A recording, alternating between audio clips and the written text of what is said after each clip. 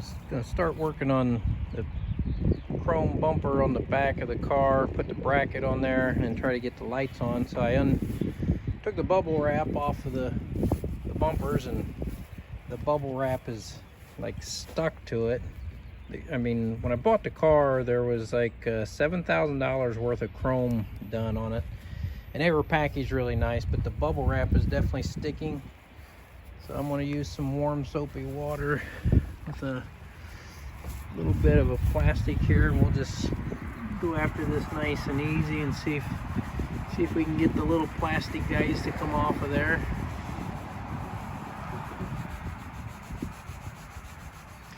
I was using my thumbnail earlier and it seemed to come off, so I'm trying to take it easy here, using my thumbnail along the edge there also, see if I can get stuff to come off.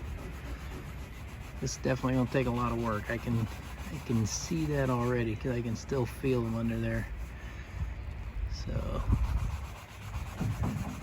push a little harder and see what happens.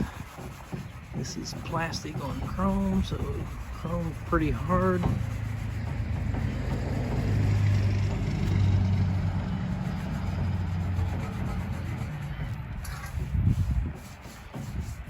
So definitely having a tough time. I'm gonna have to get a little more aggressive with this. I use my thumbnail on that one there. It definitely starts to come off, but okay, this is gonna take a while. So here's where I'm at. I've been working my way up to chemicals, things like that, different scrub pads. I had this one here. This is a little more aggressive, and I've never had it scratch chrome on my other vehicles. I tried that, that wasn't enough. So I had to finally just go to steel wool and not press super hard, but just get down in there to, you know, get that stuff off. And looks like it's going to work out okay. So that took 15-20 minutes, 2 bumpers, about 3 or 4 hours of work here.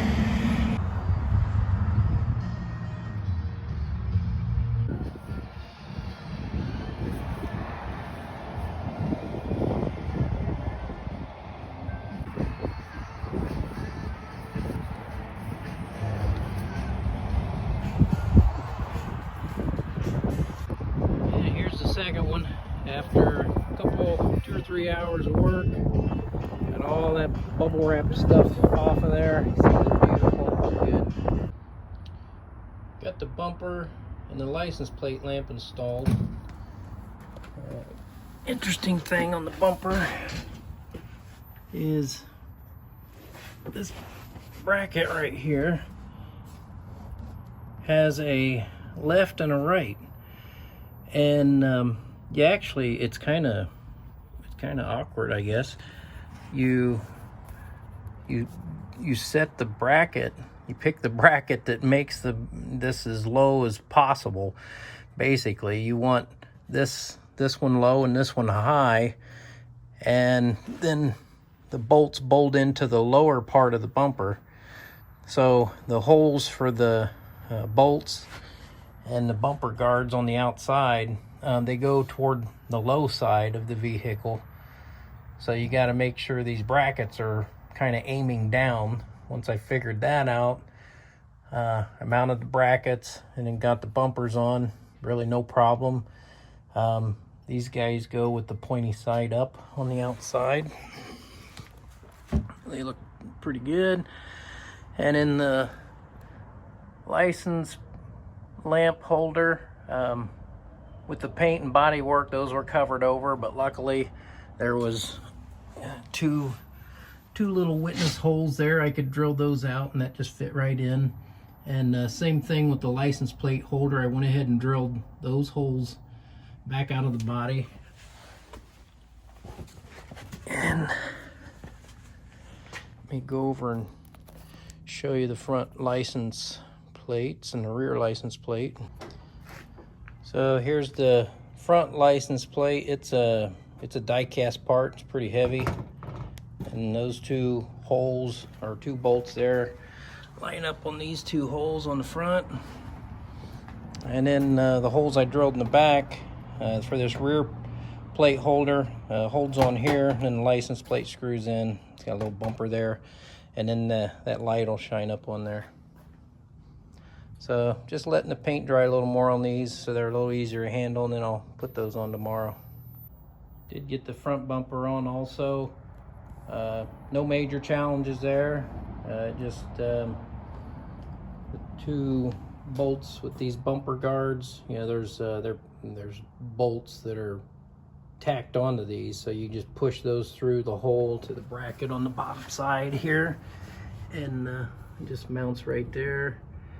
And there's the bracket, and it mounted no problem up inside there. So it's interesting with these cars, the body lines aren't like perfect or anything. You can see it looks nice across the front, and then when you come around to this corner, it's just the way they flow is, you'd think it would follow this contour of the body a little more, but it just kind of comes down and matches there. So it's a little odd looking, but nothing looks bent, and they're both the same on both sides. So I think that's just the way it's supposed to be.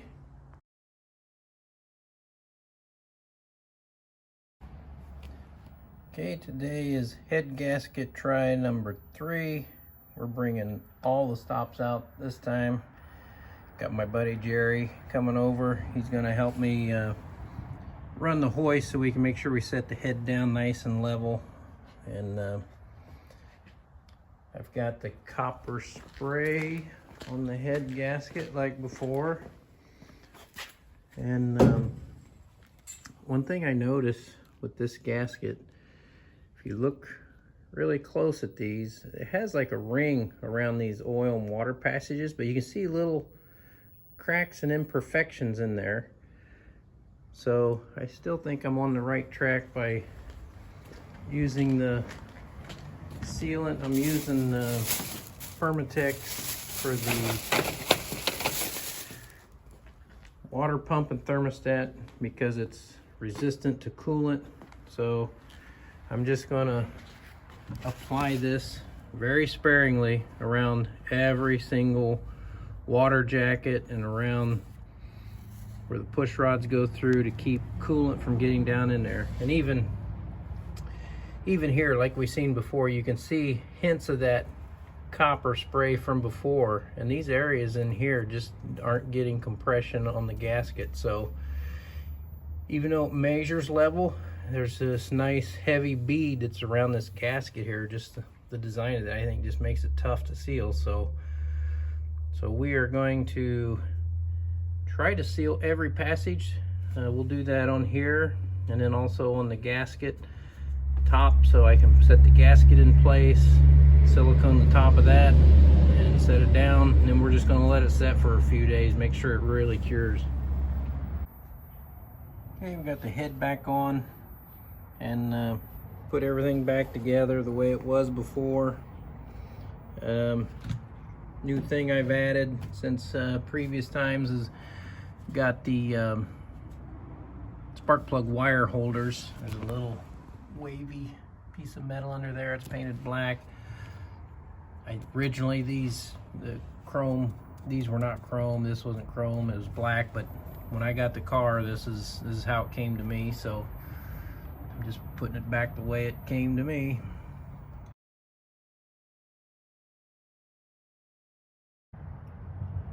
Next thing I'm going to work on here is accelerator linkages. And if we pull this out this way, that's it idle basically. And we've got to make a connection from here to this guy, and then from this guy over to the carburetor. So that would be idle. You can see the stop on the carburetor. So then when you do acceleration, it needs to go from there to there. So we've got to make a pretty good throw. So this has to be forward quite a bit to get that throw. and that link has to be forward. So, you know, we're going to want to start with that about there, and this here, and measure this distance. And then I've got some rod that I'll bend around and then put little drill holes and put some cotter pins or something in there to hold them in place. And then we've got to have a spring, and there is another hole here for a spring. I'm thinking about hooking it over here somewhere, so I just have to, I'm looking for any holes. I don't see any holes or anything there, but that would be, in this area here, could be a really good spring location. That way it always pulls it back to that position. You give it acceleration and it's going to come back. So we've got some work to do there. Noticing the alignment here is that little piece is hitting right there. So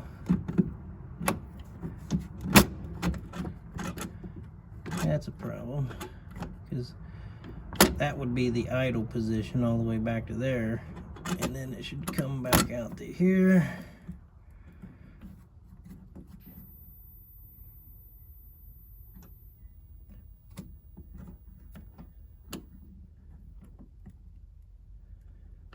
Yeah.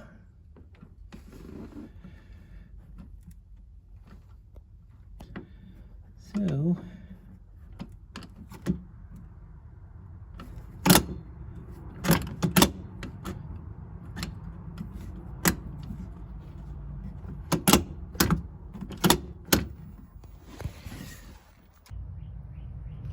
got the first linkage in, and still got to create that clearance inside the tunnel down there, but this is working real good. I had to put a couple bends in that to make it line up correctly. I can put a little bit of black paint on there later, make that look nice. So now we're gonna go for linkage from here over to here. So I made the down piece that goes into the linkage on the driver's side a little bit longer, because I need a keeper and then an extra hole.